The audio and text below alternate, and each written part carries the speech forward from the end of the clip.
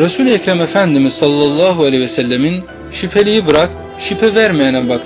İçinde kuşku uyaran şeyleri terk et ve kuşkusuz bir iklimde yaşa.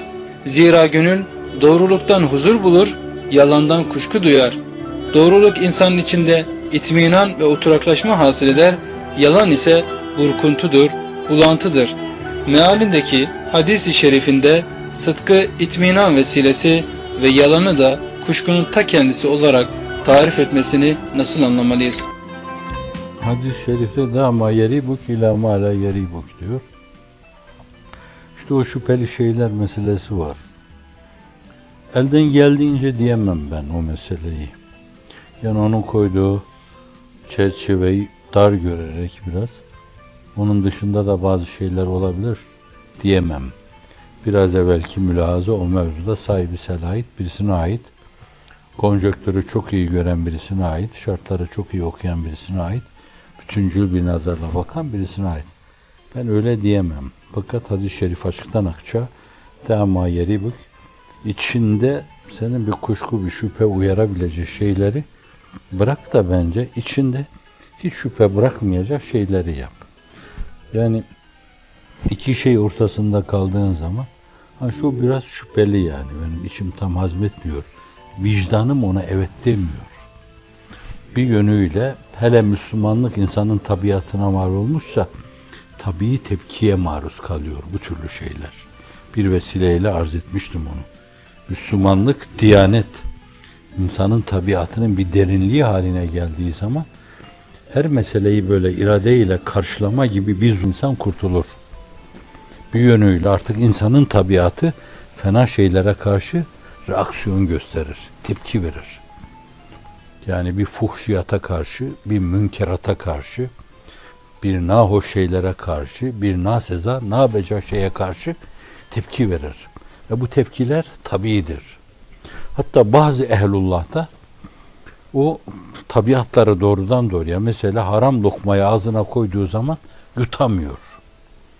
Elini şüpheli bir şeye uzattığı zaman da eli titriyor belki. Belki itiyorlar kendisini, arka üstü düşüyor. Onların menkıbelerinde görüyorsunuz. Bunlar bir yönüyle meselenin artık tabii çerçevede ele alınması demek oluyor. Bu da sizin iradenizin yükünü hafifletiyor. Müslümanlık işlene tabiatın derinliği değil, derinlikleri haline gelirse, ihsas çapında, ihtisas çapında tamamen tabiatınıza mal edilirse şayet, çok defa siz iradenizi kullanmadan, belki çok zorlanmadan, az bir gayretle, az bir cihetle, tabiatınızın tepkisiyle o meseleden uzaklaşabilirsiniz. Tiksinti duyarsınız. Allah'ın münker gördüğü şeyden tiksinti duyarsınız. Allah'ın maruf bildiği ve bildirdiği şeylere karşı da içinizde bir hahiş olur. Bu seviyenin insanı bugün belki sizin içinizde de vardır. Geçmişlerinizin içinde de vardır. Öyle insanlar yaşamışlardır. Sonra es-sıdku tumeni'netun diyor, evet. Doğruluk esas bir şeydir yönüyle. Çok önemli bir itminan kaynağıdır, esasıdır. Yani insan doğruluk sayesinde Hazreti Üstad'ın yine İşaretül İcaz'da ifade ettiği gibi, yani sıdkı nedir? Sıdk üzerinde duruyor. Enbiya-i İzam'ın sıfatıdır diyor yani. Onu tasdik etme şeklinden alın da hani sadakat şekline kadar meseleyi indirin yani. Tasdik etmeden sadakat çerçevesi içinde mütalaya kadar geniş dairede ele aldığınızda esasen doğruluk. Yani o mevzuda şimdi senin içinde kuşku hasıl edebilecek bir şey var. Bir de kuşku hasıl etmeyen bir şey var. Bu benim içimde bir kuşku hasıl etti veya etmedi. O mevzuda ne derece doğrusunuz yani? O çok önemli bir mesele. Onunla onun bir irtibatı var. Yani ben bu mevzuda çok böyle kuşku duymadım. Şu meseleyi yapmada, şu işi yapmada, böyle bir yola gitmede, şöyle bir gayrette bulunmada, şöyle bir şeyi takip etmede ben hakikaten herhangi bir tereddüt içimde yaşamadım. Kendi kendinize yalan söylüyorsanız bu aslında o yalandır esasen. Keziptir. Dolayısıyla o bir ribedir yani. Evet. Sizin kuşkunuz var kendi içinizde. Bir reybisiniz siz o halinizde. Fakat o mevzuda hakikaten mesela bazı şey konuşursunuz ki mesela falan şöyle bir şey dedi. Yani şöyle mi dedi, böyle mi dedi, yani ben tam kestiremeyeceğim ama fakat şu kelimelerle ifade ettiğim şeyle onun dediğini ifade edebilirim yani o mevzuda. Hassasiyet ishar ediyorsun. Doğruluğu ortaya koymaya çalışıyorsun. Bu mevzuda şüpheye meydan vermiyorsun. İşte bu da belki sizin içinizde bir itminan hasıl edecektir. Yani bir meselenin böyle bir yanı var. Başta bunun o sibakıyla o meseleyi irtibatlandırmak lazım. Bir de bilemeyeceğimiz şekilde doğruluk içimizde itminan vesilesi olabilir. Şimdi o öyle oradaki o ribeyi veyahut da itminanı kavrayacak yaşta değil. Fakat selim fıtratın, yetiştiği kültür ortamının, yalana karşı kapalı bulunmanın hissiyle bana şöyle dedi burada. Ben sizi hatırlayamıyorum dedi duada. Ben de başını öptüm onun. Şimdi bu doğrudur yani. İşte bu doğru karşısında insan taklak atması lazım. Çok önemli bir doğrudur bu. Şimdi bir çocuk bana şirin görünmek için yapıyorum ara sıra diyebilirdi. Bu kuyruklu bir yalan. İşte bazen yapıyorum der. Bu da kuyruksuz yalan. Yalan yani. Hepsi yalan. Bunlar onun kalbi hayatına ve ruhu hayatına da öyle akseder. Dama yeribuk ila mala yeribuk. Yani öyle bir meselede yani şu mesele hakikaten içimde kuşku veriyor da ben onu yaptım. Kuşkusu yok da ben onu yaptım. Yok içimde evet kuşku veriyordu filan. Bu mevzuda çok doğru olmak lazım. Neyse yani hakikaten bu meseleye nasıl inanıyorsanız Efendimiz sallallahu aleyhi ve sellem kalbine fetvayı sor diyor. İstiftayı kalbine sor. Yani yüzlerce müfti o mevzuda sana bir fetva verse yine o mevzuda sen kalbine sor esas. O vicdanına sor. Hakikaten doğru mu bu? Milimi milimine. Kendine karşı yalan söyleme. Bir yönüyle. Vicdanına karşı bir tenakuz yaşama. Bir ikilem yaşama. Çelişkiye düşme. Doğru neyse onu öyle ortaya koymaya çalış. Efendimiz sallallahu aleyhi ve sellemin beyan-ı halleri bunu ifade ediyor. O iki şey arasında da ciddi bir münasebet var. En-necatu fis-sıdk diyor. Allah Resulü'nü âlâ illiğini veya Sıddık-ı Ekber'i âlâ illiğini kemalata çıkaran sıddıktır. Ebu Cehil'i esfel-i safiline götüren keziptir. Bırakın şu mübalağaları, şu abartıları. Millet nasıl hüküm veriyorsa öyle versin. Biz niçin mübalağa yapıyoruz o mevzuda? Neden aşırıya gidiyoruz? Mübalağa yapıyorsak bir doğruda mübalağa zımni yalandır. Bir yalanı, bir olumsuzluğu olduğundan fazla büyütüyorsak o da bir yalandır. Hafizan Allah. Bence doğrultudan ayrılmamak lazım. Evvela dünyevi olarak bir itibarımız vardır bizim. Yarın bunlar yüzümüze vurulduğu zaman mahcup oluruz. Ve bir yönüyle de bu hizmete, harekete bütün mümin kardeşlerimize vahdeti mesele açısından fatura edilir. Nazik bir konu. Mesele nasılsa meseleyi öyle vazetmek lazım. Milimi milimine doğru konuşmak lazım. Mesela diyelim ki en mahsursuz gibi görülen bir şey. Ben Efendimiz için ilah demedikten sonra ne derseniz deyin. Çok büyük zatlar demişler yani. Allah'ın en makbul ibadı. Bir abddir. Bir mahluktur. Fakat bizim gibi abd değildir. Bizim gibi mahluk da değildir. Ayrı bir mesele. Dolayısıyla da onu biz bu türlü şeylerde muhaverelerimizin, müzakerelerimizin üstünde tutmamız lazım. Buna aşkın denir mi? İsterseniz aşkın diyerek onu bu mevzunun dışında tutalım. Fakat sahabe-i kiram efendilerimiz hakkında konuşurken orada da tasvirlerimiz böyle, meseleyi kurgulamalarımız kendimize göre bir kısım şeyler uydurmamız o meseleyi daha canlı şekilde sunmamız için bazı şeyler uyduruyor ortaya koyuyorsak bunlar da birer yalandır. Bazıları bağışlayın kuyruklu yalandır. Mesela birini bahsediyoruz. Musab ibn Umeyr yani. Hakikaten kitaplarda öyle bir şey var mı? Onu gören, ondan nakleden insanlar öyle bir şey naklediyorlar mı? Zayıf bile olsa, belki bir yanıyla tergip adına, bir yanıyla teşvik adına o zayıf şeye dayanarak deniyor. Böyle bir şey rivayet ediliyor, bu da denmiştir. Fakat orada o meseleyi roman yazıyor gibi, hikaye yazıyor gibi istare-i temsiliye yoluyla belli meseleler, belli konular hayalde sabit tutularak bir yönüyle değişik bir ifade ve üslupla temsili istareler şeklinde yazılması ayrı bir meseledir ki Efendimiz sallallahu aleyhi ve sellemin temsili istare ile alakalı ifade ve beyanları bir mücellet haline getirilmiş ve neşredilmiştir. Kur'an-ı Kerim'de de istare-i temsiliyeler vardır. Daraballahu meselen, daraballahu meselen, daraballahu meselen.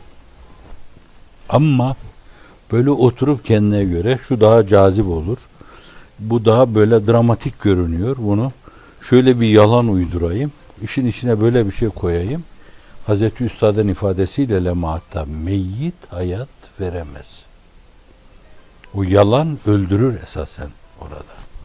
Hele bir de böyle insanlarda işte gerilim hasıl etme mevzu, heyecan uyarma mevzu, arkası yarın dedirtme mevzu gibi böyle kocaman kocaman kuyruklu yalanlara girerek böyle sözle hizmet ediyorum şeklinde görünmek, bence bunların hepsi yalandır burada.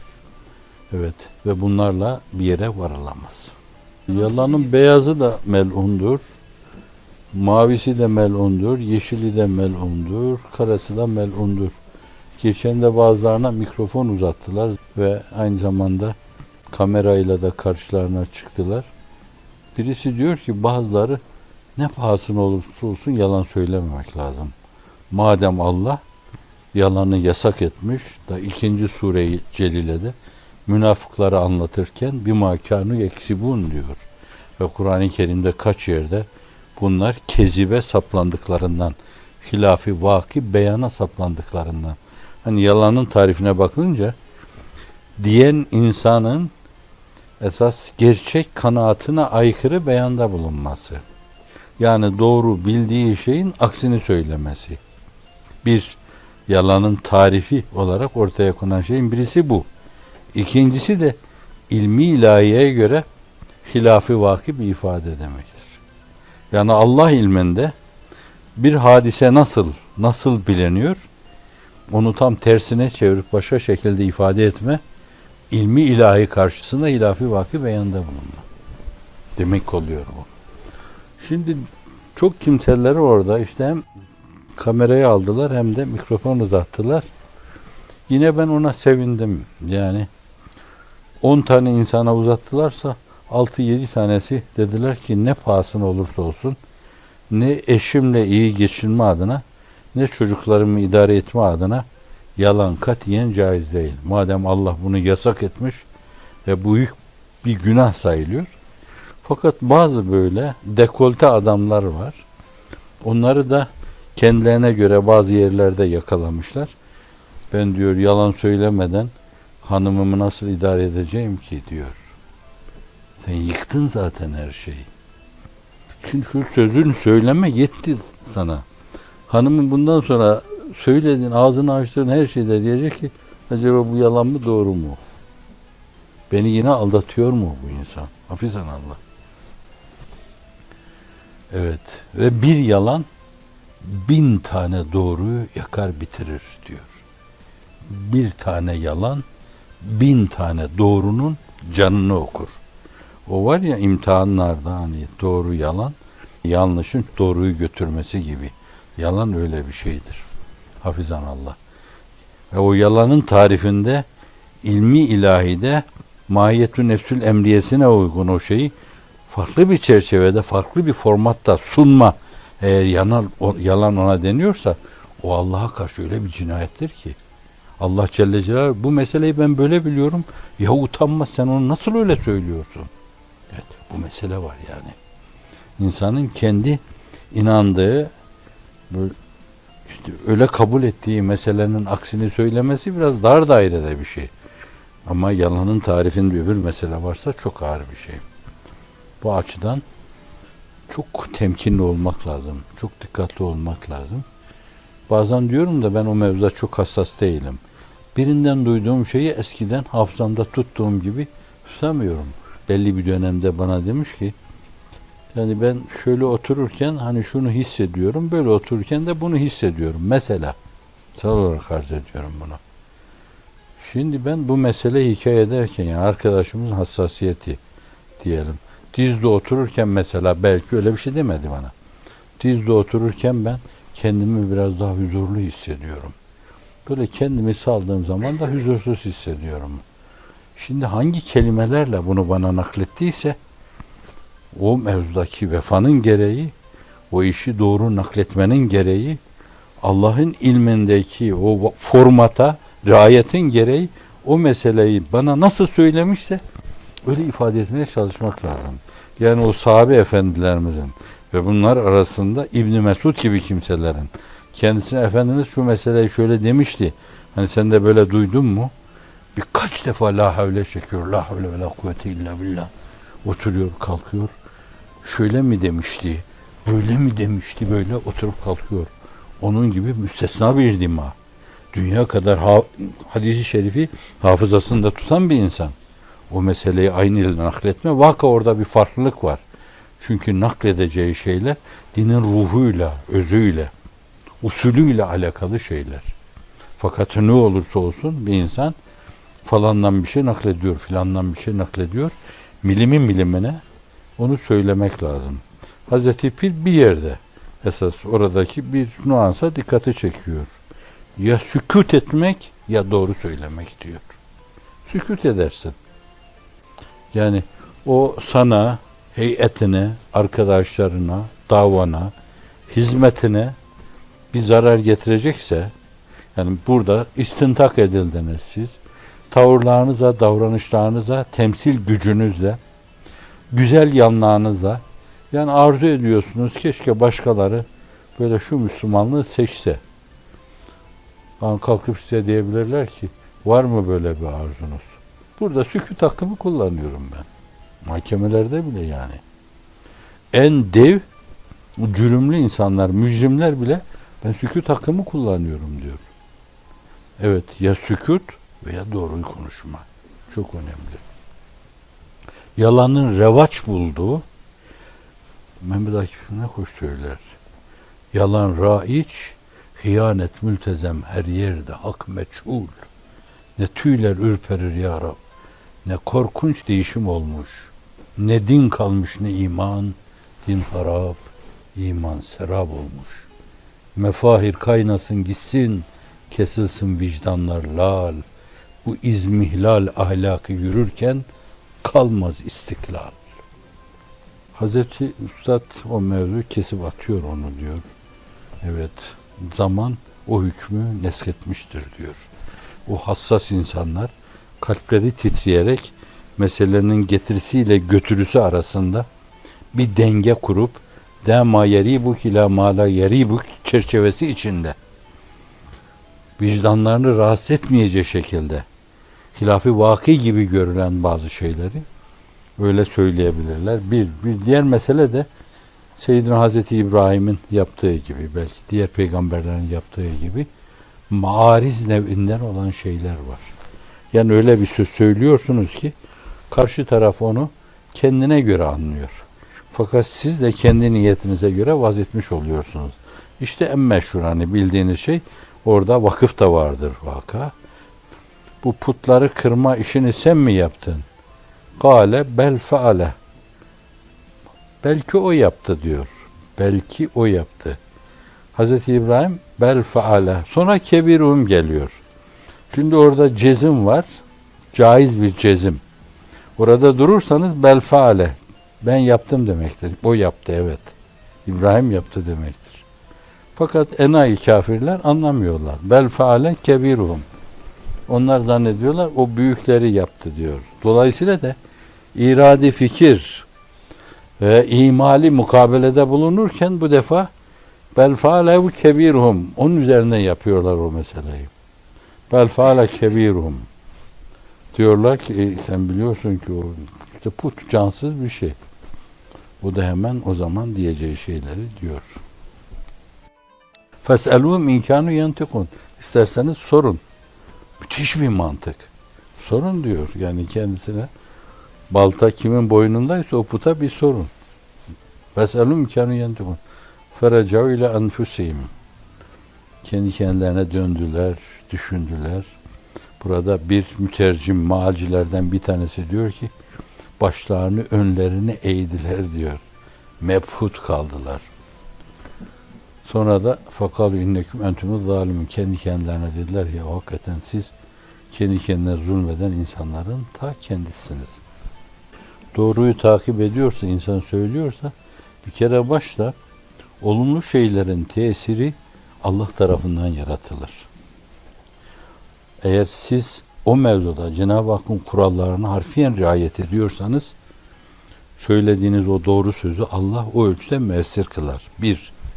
İkincisi sizin o mevzuda sarf ettiğiniz hassasiyetten dolayı esas kendi sadakatinizi, bir doğruluk abidesi olduğunu ortaya koymuş olursunuz. Tavrınızla dahi inandırıcı bir insansınız. Şöyle mi demişti, böyle mi demişti, şöyle miydi, böyle miydi? Sizin bu mevzuda ezilmeniz, büzülmeniz, o meseleyi ifade etme mevzuunda hatta kısmen tekellüfe girme mevzunuz karşı tarafta itminan hasıl eder. İşte o tumani nedir yani. Siz de rahat olursunuz, karşı taraf da rahat olur ve diğer taraftan da Allah Celle Celaluhu doğrunun tesirini yaratır. Evet, ve yalanla insan bir yere varamaz. 7. cümleyi teşkil eden bima kanu yeksibun ve irtibatı münafıkların mezkur cinayetleri arasında azabın kelimesi yalnız kizbe talik edilmesi, kizbe talik ediliyor. Kizbin şiddeti kubuh ve çirkinliğine işarettir. Bu işaret dahi kizbin ne kadar tesirli bir zehir olduğuna bir şahidi sadıktır. Kizbin ne kadar çirkin olduğuna şahidi sadık. Sıdk ile kizip bir arada. Zira kizip küfrün esasıdır. Kizip nifakın birinci alametidir. Kizip kudreti ilahiyeye bir iftiradır. Biraz evvelki mülazalar çerçevesinden bakın. Kizip hikmet-i Rabbaniye'ye zıttır. Ahlakı âliyeyi tahrip eden kiziptir. Alem İslam'ı zehirlendiren ancak kiziptir.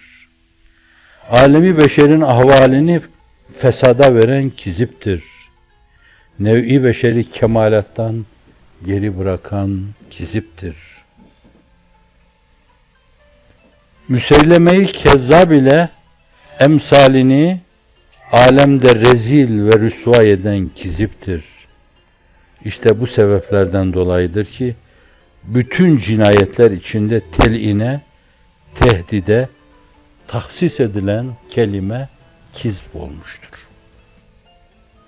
Bu ayet insanları bilhassa Müslümanları dikkate davet ediyor. Evet, diğer şeye geçeyim.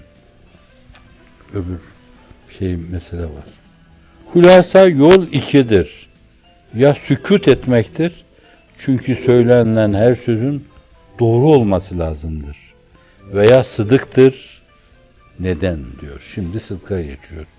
Çünkü İslamiyet'in esası sıdıktır. İmanın hassası sıdıktır. Bütün kemalata ishal edici olan şey sıdıktır. Ahlakı âliyenin hayatı sıdıktır. Terakkiyatın mihveri sıdıktır. Alemi İslam'ın nizamı sıdıktır. Nev'i beşeri Kabe-i kemalata ishal eden sıdıktır.